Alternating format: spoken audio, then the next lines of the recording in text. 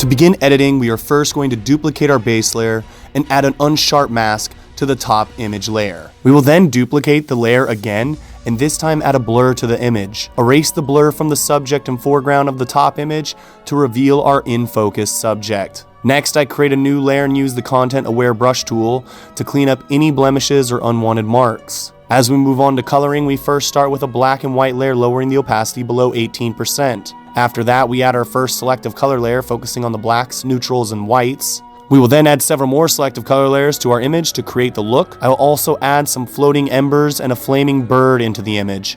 To do this, you drag in the fire image, switch the layer type to screen to remove the black background, and then place your fire. Both will be available for download in the description. Lastly, a few more selective color layers are added and a brightness and contrast layer. Then you're done.